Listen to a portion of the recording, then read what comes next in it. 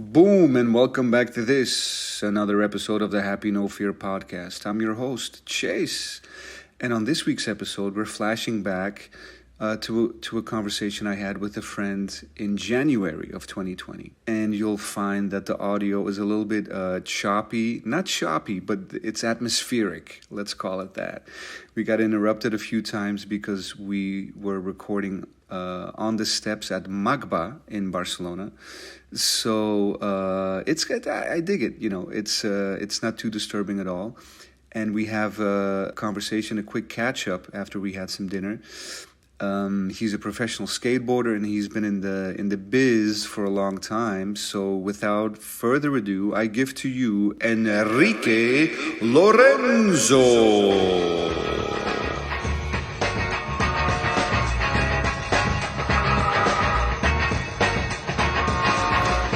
Boom, we're here at Magba, man.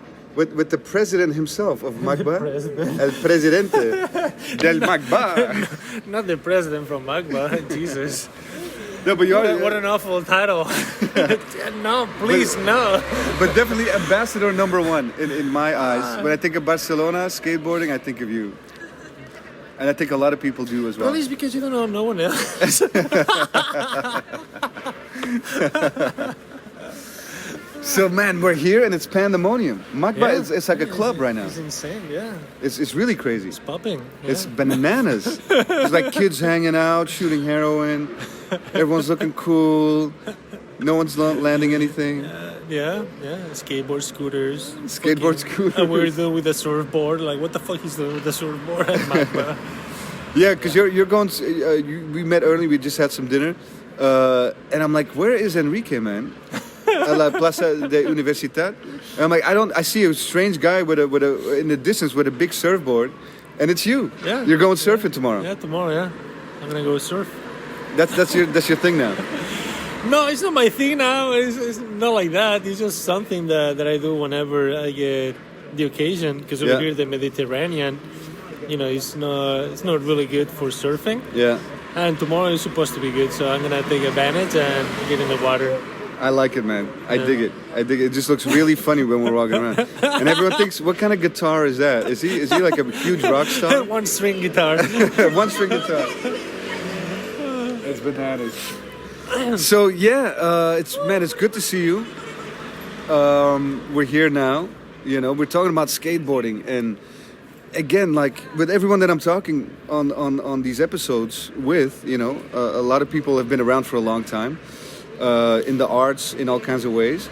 And they're noticing new things about the way it is today. Right? And things are different, obviously, than the way they used to be. And you had some ideas about that too, about trick selection. And we're getting into like really deep skateboarding stuff. So for whomever doesn't skate or didn't used to skate, I have a feeling this is going to be really loud, this podcast. Yeah. One of those scooters. But,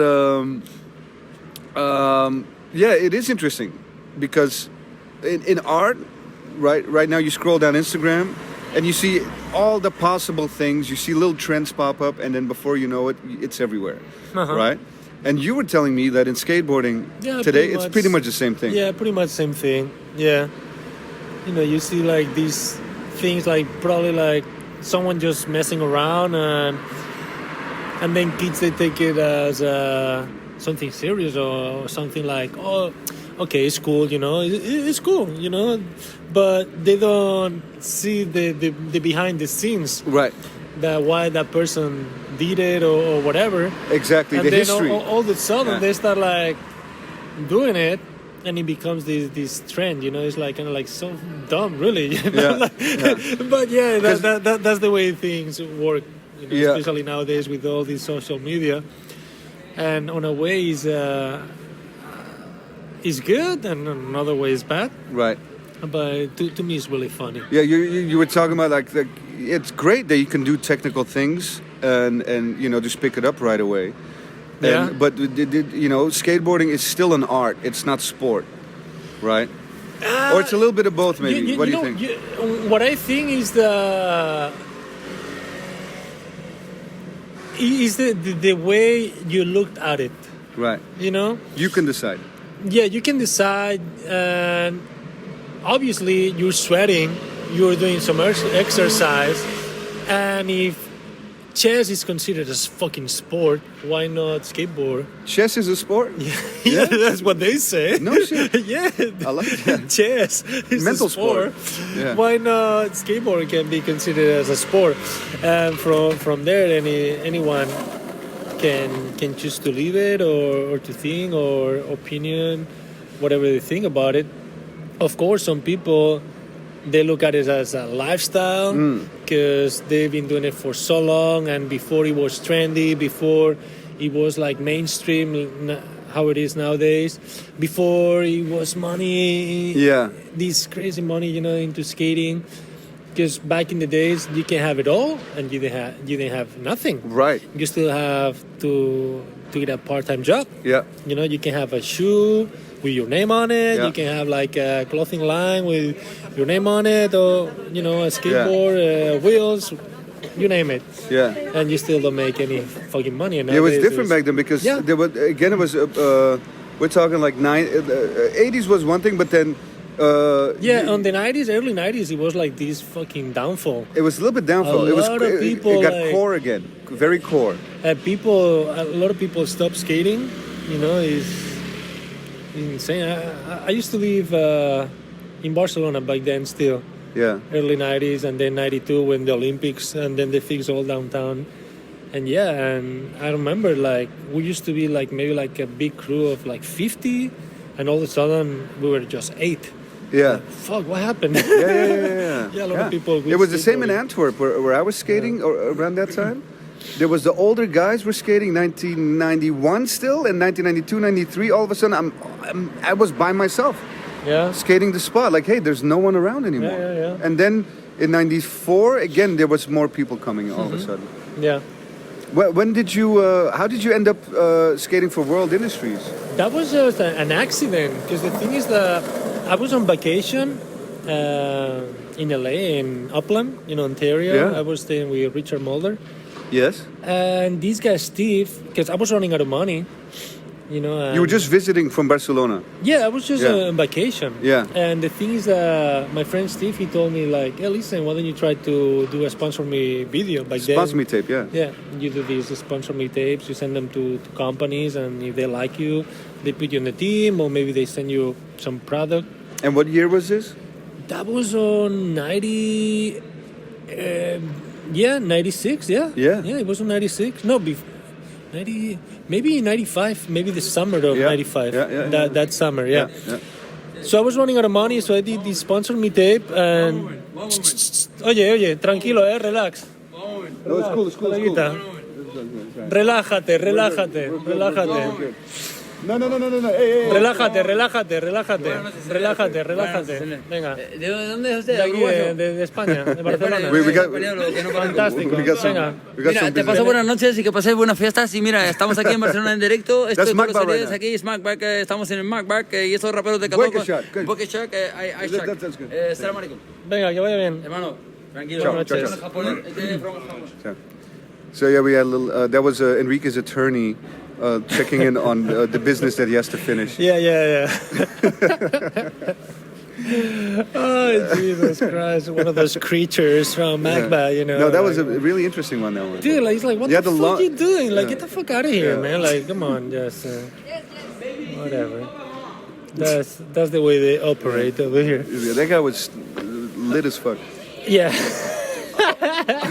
I don't know what he's smoking, but I want some of that shit.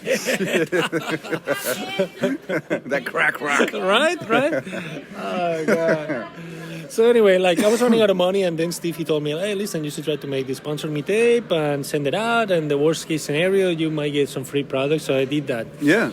And so I sent it to, not to that many companies. I sent it, I think, like, just 3 or 4 companies. Yeah.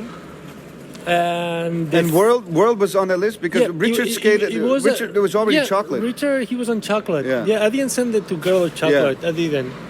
I sent it to World. I sent it to Rhythm Planet Earth. I think Planet Earth was still around, but it was more as a clothing company. Yeah. And then I sent it to Sophisto. Sophisto Clothing. Oh yeah. And then Sophisto, they put me on right away. No They shit. sent me a huge box, and I was like, oh wow, blown away. And then Rhythm and World, they sent me a box. Rhythm pretty was much. big back then also. They sent me a box pretty much at the same time. So we're like, oh my god, dude! Like now I'm set. Now until I leave the country, you know, like Yeah. I'm good to go. You know, like Yeah. I don't gotta worry about product because I was like getting used boards. Some of the boards they were cracked or whatever, or Leftovers, yeah. yeah. And the guys at Chafee, though, they take really good care of me. They help me out a lot. And then from there, Yeah, Chafee is the school in the Inland Empire. yeah, That's where Robbie McKinley came up out of. yeah, Joey That's- Brzezinski, Brzezinski. JP Jadid, JP, shouts to JP. yeah, Jadid. JP, Richard Mulder, Richard Mullen. especially. Yeah, A bunch of people, they were going there. It was one of the hot spots. yeah. So I filmed for another week and a half, and I sent those footage again to Rhythm and World. Rhythm didn't say anything, but then I got a phone call at the house where I was staying, and this guy Fred Bajorquez, he picked up the phone, and then whatever, he hung up the phone, whatever, blah blah. I couldn't speak English at the time. Yeah. Still not, but that's okay. I know. I'm kidding. I'm busting your balls. No, really, like.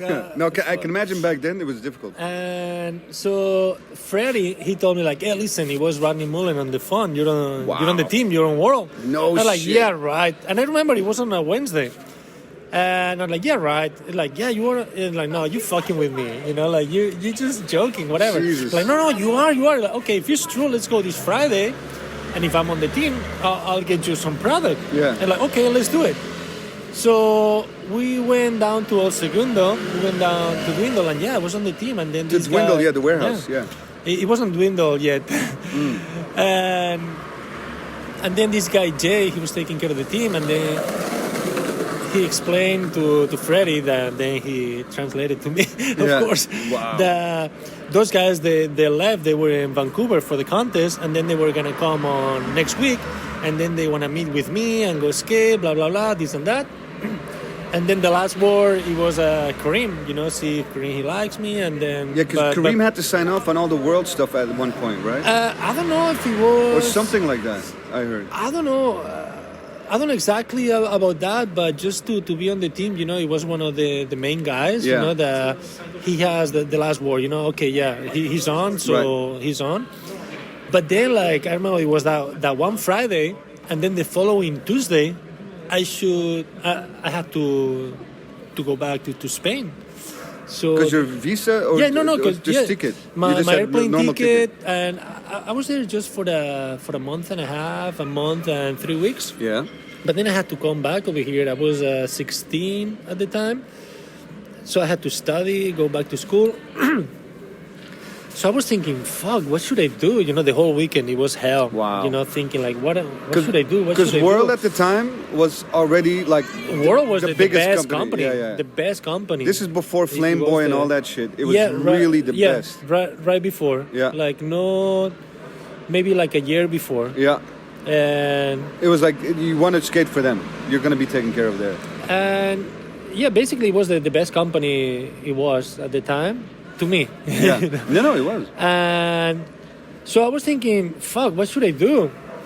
Should I go back to Spain and forget about it? Or should I stay here and maybe like stretch my little vacation for like 2 more months? Because that's what I thought, you know, like, okay, whatever, I'm going to stay here for 2 more months and whatever, fuck it. And of course, you know, back then it was no email, no internet, no nothing. Yeah. So that's what I was thinking is, fuck, either send a letter or a postcard. It seems so or call, crazy now, you know, yeah. Even a phone call was really expensive. And landlines too. You know, no one had any cell phones. Yeah, landline would be like, I don't know, like it's so and then much money. The time difference too. Time difference. So You can like, send a fax. Yeah. Fax is a good way. You write a letter, you fax A it. fax, yeah. Can I use your fax? So I thought like, fuck it, whatever, I'm gonna miss my flight, I'm gonna stay here for like a couple more months, and that's it, and then whatever. So I end up staying there for another 2 years, pretty much. Just stayed. Yeah. You forget fuck the illegally. studies, everything? Yeah, I mean, I talked to my mom. My mom, she wasn't too happy, Yeah. but Because you were still in high school, or you were already... No, high school. Yeah. Yeah. So I just stay. And then like 2 years later is when I turned pro on 98. Wow. And then they gave me a athletics visa so then I can leave the country. Yeah, special visa to come in and out, yeah. And it was so weird and scary, you know, getting the first flight to come to Spain, because I was like, fuck, dude, like, what about if they ask me for the stamps and all that shit? I went and through they it, actually did. They asked me for the paper that they used to staple on it. The waiver, whatever, yeah. And the craziest thing is that I got to the airport late. My flight was leaving while I was checking in. Yeah. So they were in such a rush that they asked me for the piece of paper. And I was like, oh, no, your friend took it. You know, they already took it. Okay, cool. Come with me. We're going to take you straight to the plane. Wow, you got and lucky. my bags, they were there. So just running with this, get out of there. with this agent or whatever. Going through security, they didn't look my backpack, they didn't look shit, nothing. Pre 9/11, Absolutely nothing, zero. So I got out of the country, fine, no problem. And then going back, of course, you know, I had to go to the embassy over here in Madrid and then get these other stamps, blah, blah, blah. But then, I was set. So that's how all And happened. that's how you get on world. Yeah, that was insane. It was a big accident. Even my first video part ever on Trilogy. Yeah. Pretty much all those footage, they were sponsor me footage. No shit, yeah. I only filmed... Yeah, because there was a lot of... But at Magba, there was a lot of Magba... No, because... Was a lot of Barcelona footage, No, everything was in LA. Oh, that was after there was a lot of footage, that was after. That was way after. No, on Trilogy, it was all... It was all LA shit. USC, a little Santa Monica. USC, yeah. But... Graffiti pits? Yeah. Venice, yeah. Pretty much everything was sponsor me footage. Wow. Maybe I got like 3 tricks that actually filmed, like being on the team and knowing that video was gonna happen. Yeah. And probably I had like 2 or 3 weeks. Yeah, that's crazy. Like to come out with some knowing more that shit, back then, videos took a minimum a year and a half, 2 years, and right? More. I guess. I don't know. I don't know, because everything was so new to me. I didn't know. Yeah. So, you know, I wasn't too happy with that part, but at the same time, I was happy too, you know, because being part of the whole team and then that video, you know, Trilogy, you know, 101, Blind, World, and then the Menace section on it too. It was amazing to be part of the project, that video. It was Trilogy, huh? Yeah. The Menace section was in that? Yeah. But wasn't that earlier? Wasn't Trilogy like 1995 or something? No, that was 96. Or 96? Yeah. Wow. Yeah. All those, they were like sponsor me footage. Oh, man, yeah. Crazy, man. So this is way back. Yeah. And so now you're on the team. You got the visa, which is very important. Because otherwise, you can be on the team, but if you can't be there, you know. So you screw. yeah. What are you gonna do? Because even back then, like teams were coming to Europe for the contest, but not like with the apartments that came later and stuff. You know, it was weird because I was telling everyone in the world like how the scene was over here in Spain, especially in Barcelona. It's spots and the whole culture and how people they react or what they think about skateboarding. And they didn't believe it. Yeah. They thought that I was making things up. It's like, oh, yeah, right. If it was that good, you wouldn't be here. You'll be skating there. Yeah. And then it happened. Yeah. When one of the times that I came here on 2000 or 2001, maybe, I got some footage. Those are the footage you're talking about, Magba. And then Sands and Universitat, Parallel. And then they were like blown away. Like, oh my God, what he was saying is true. It's actually like that. And golden spots you can skate. You don't get all kicked day, out. every day, no worries, super no chill. hassle. Yeah, because security in the States, it's a bitch. Yeah, you know, it is. You got to go deep in the night, or like it's always hassle. Yeah, getting arrested. That's something that I didn't understand. It's like, what? Why? Remember the courthouse raids? Oh my God, yeah. When the cops came, everyone's running, and we all had to run. Yeah. And sometimes, you know, And then meet up like whatever, Ralph's or whatever The Vons. the The Vons. Yeah, Vons. okay, yeah, the supermarket. The Let's Vons. meet up. Yeah. Or the teriyaki place. Remember the teriyaki place? Yeah. Yeah, very good teriyaki. Yeah. And it was crazy. Like we were being raided from all sides by how many cops? So many cops. Yeah. 8, 9 cops. Yeah, probably. They come from the front, the side, from everywhere. I remember like the top of the stairs, you know, the fountain. Yeah. And then The big the ledge. side. You And know, the side parking lot where, side. Where the ledges they like this, Yeah. and then here's the entry of the Yeah. courthouse, and then so those two. The bottom one, the bottom is where is the parking lot. The Yeah, there's when you face when the fountain is to your right, when you face the steps of the courthouse there, the three. is There's a left and a right they would come because the police station was right behind there. Yeah. That was the funny part. Yeah. We're skating this spot, but the police station is 1 block away. But we're there all day. Oh God. Man, Yeah. crazy shit. So now you're on, and bam, you become like, you know, you're pro on the scene. Everyone knew you because you had a happy style, a happy Barcelona style. I don't know. I think it's, I don't know if you know, but that's the way it was. I think it was more because it wasn't that big of a scene still skateboarding. Yeah. So it was like, how do you say, enclosed. Enclosed, yeah. So people they kind of knew, everyone kind of knew each other. Right. Even if you never met them, you know who was who. Right. You know, because we're still like pretty small. Because nowadays everything is is insane. Like how many people skateboarding and how many companies and Yeah. people that they're like amazing and super good and probably they're walking by in front of us right now. We don't know who the fuck they are. Yeah. But even like Yeah, so- corporate companies like Nike getting into skateboarding and stuff. You Yeah. know, we didn't allow that back then. The skateboard community was like, you can try, but it's not going to happen. Everyone Right. has a prize, and they tried a few Yeah. times until they got I you know, heard. at the right time and the right people and the way to do it the right way. Yeah. And so now all those companies I have don't teams. know. I mean, like do it the right way is the right way to do it, but for who? For them? Yeah. Because I don't know if you read like Phil Knight's biography. Yeah. They talk about Oh, Phil Knight. Yeah. yeah, you know Nike, like Yeah. the shoe dog. How how he got involved with the whole Nike, how it started it, and how Right. they get into sports. They did the exact same thing with skateboarding, and who knows what is gonna happen next? Yeah. But you know how they got into skateboarding? Yeah. Through the dunk. The dunk was only allowed to be sold at skate shops. And the reps told the skate shops that. And the skate shop said, well, we have chill shoes, but we don't want to sell dunks. And they said, no, you don't understand. We're going to release the special edition dunks only in skate shops, so you'll get extra business from non-skaters. And the skate shop said, word? That's how they get in. Yeah. That's crazy. And, and then the rest is history. Yeah. But We don't want to get too deep. no, that's true. Next thing you know, Conspiracy theories. Well, black helicopters, man. Black helicopters. CIA. right, See, right. who's this guy? Right. But yeah, it's all interesting, and I think things expand, and I think it's good for a lot of skaters because now they get a real paycheck. Yeah. You skate for Nike or Adidas or Yeah, New you're Balance set. now. I mean, Yeah. it's good for them. Yeah. And so, in the end, like we're consuming those products anyway. So if they support, it's actually not Yeah. bad.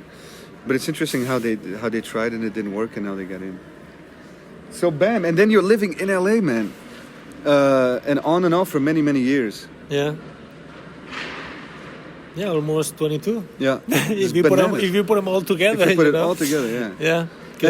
And then at one point, you this is the story you told me earlier, which is I think this is the one that people would be really interested in hearing.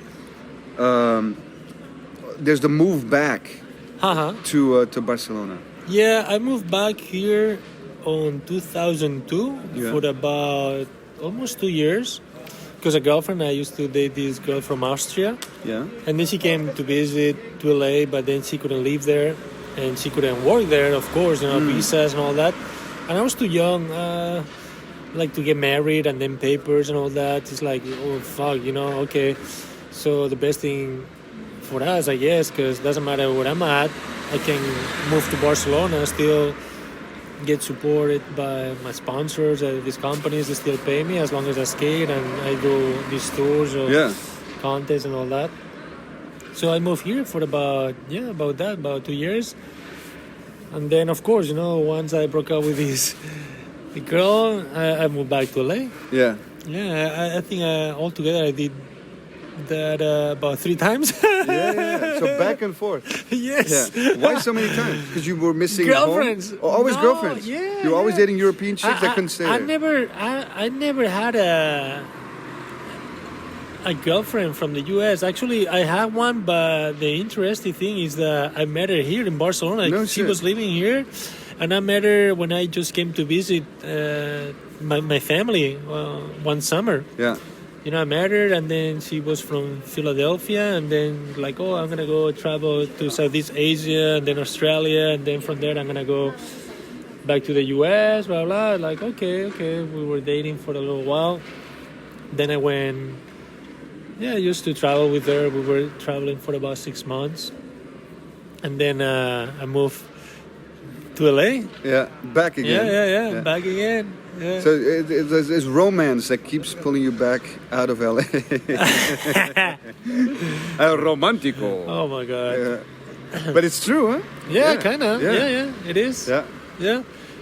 And Well- it's and the companies were like they like it probably because now you're getting international footage all the time, which is good. You're still producing. The thing is that I'm more productive here. Yeah. Because the spots and the weather is not that bad, and you can pretty much film all day, every day. Yeah.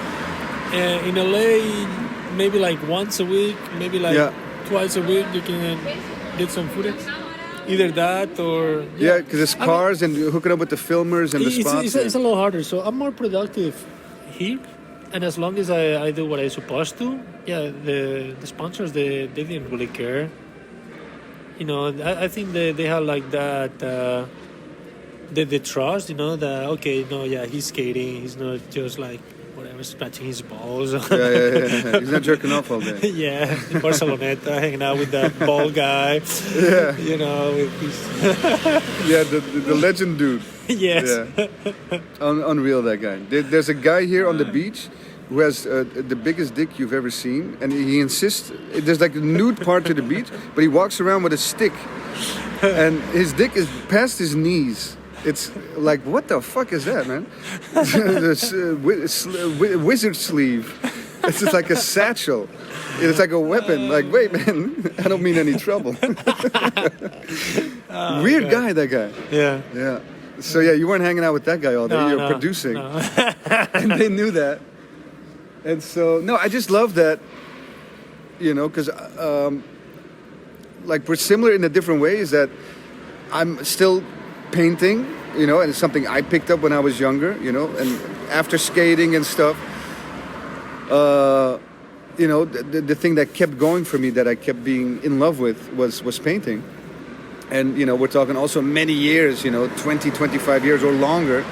And you were that as well. And I think that's very special in life, to be able to keep doing what gives you so much joy and pleasure, when so many people complain about their jobs or their situations. Yeah, I'm really lucky. I always Super say lucky. that since that thing happened with World, I always say it straight up is, hey, I won the lottery. Yeah. I was at the right place at the right time, and I was even telling the guys from World, listen, it's some guys in Barcelona, they way better than I am. You know? And they were like, no, if you're here, it's because you're the best. Like, no, dude, I'm here because I just came here. This fucking madness just happened. But so I'm really lucky. That's dope. But you're sick as fuck. Like, your style was a style that stood out. You had your own style, right?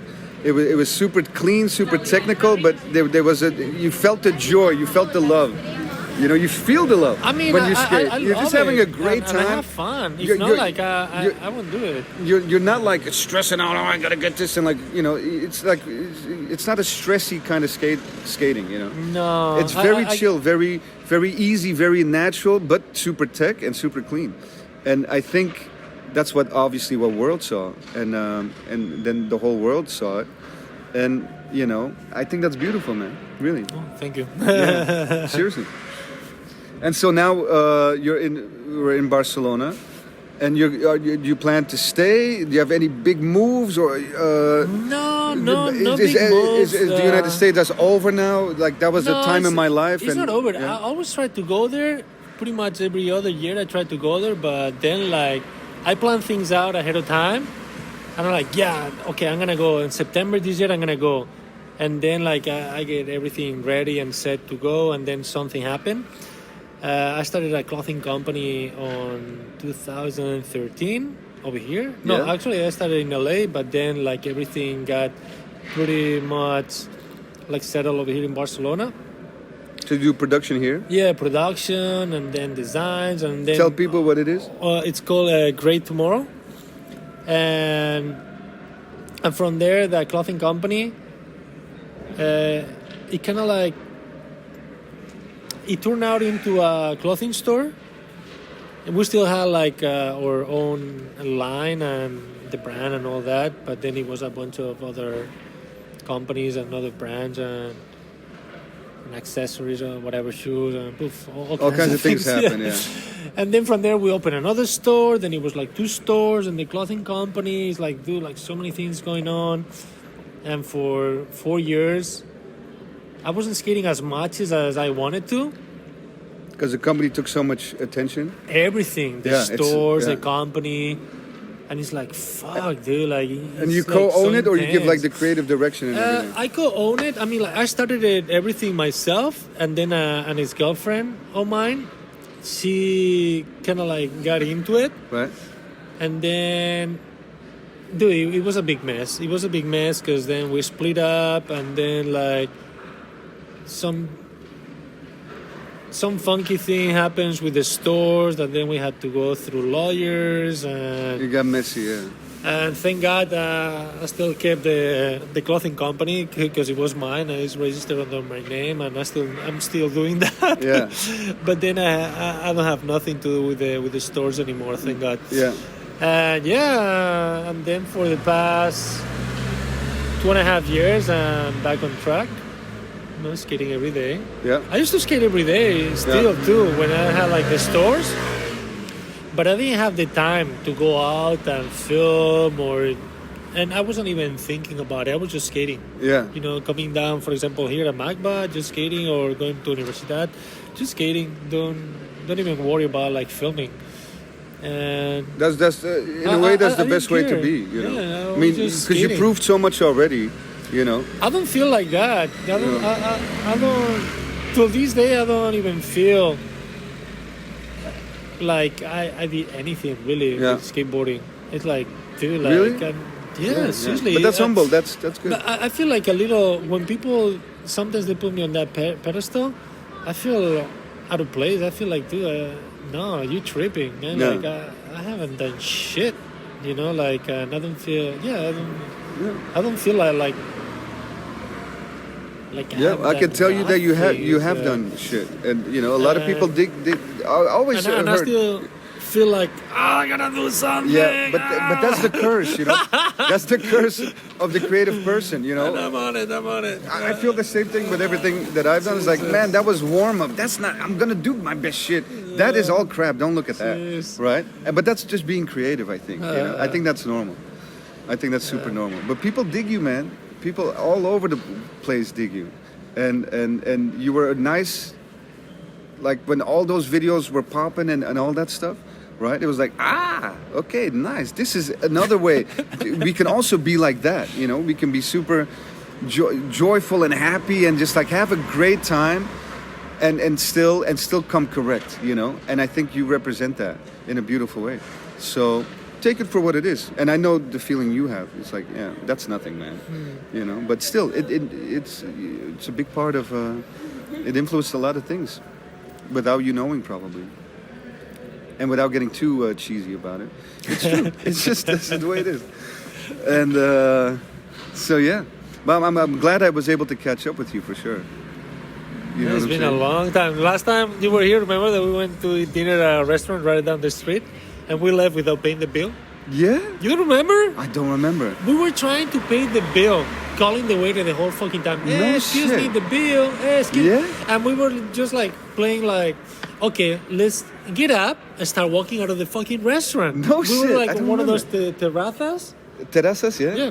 So we were there and I'm like, okay, yeah, let's just walk and start walking out. I Maybe feel- someone will come and stop us so we can pay and fucking leave because we were trying to leave Yeah. for like 40 minutes. Oh, We were, because like, then we went to Las calling and Ramblas calling. afterwards. Yeah. Yeah, I remember. We were the whole time like, hey, the bill. Like, okay, let's get out of here. So we were hoping someone that is going to stop us. Yeah, and nothing happened. We keep on Wow. walking like, okay, so we're out. Fuck it. Unbelievable. Yeah. Wow, that was a long time ago.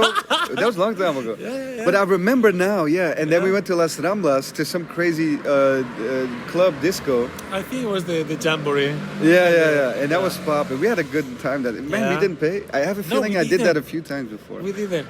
No, that time I remember like so clear because it was so weird too. You know, and we were just joking about it. Okay, let's pretend that we live in the place. Yeah. Someone will come and stop us. Yeah. Hey, you're gonna pay. Let's joke about it, and then maybe we can pull off the It joke and didn't just walk away. happen. We kept on Wow. walking. It's like Well, okay. I have to avoid that place, you know, because with interest, it's probably quite expensive. They don't even remember us. For sure or- not. Fuck. That was fun, man. Yeah, it's always good to see you, man. Yeah, me too, man. And I thank you for doing this. I just want to check in with you and share with people. Mr. Enrique Lorenzo, everybody. Peace. Later. Ciao. Hey, before we go, tell people where they can look you up online. Oh, they. I mean, like the clothing company. Yeah, the clothing company, Oh, it's your called, Instagram, everything. Great Tomorrow Clothing.com, Instagram, same thing too. Is like under dashes in between the words, you know, great under dash, under dash tomorrow. And then mine is Enrique Lorenzo with two O's at the end. Lorenzo. With two O's. Bam, that's it for us. We're going to do some pressure flips and look Yep. like bitter old men at Magba. Yeah. Bye-bye. Let's do it. Awesome.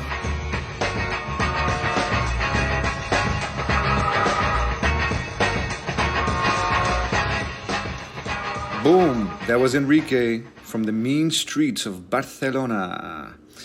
Hope that was fun to listen to. It was a quick catch up, and as always, we are on Instagram at Happy No Fear. I'm of course at The Art of Chase, and we will be back very soon. Bye bye.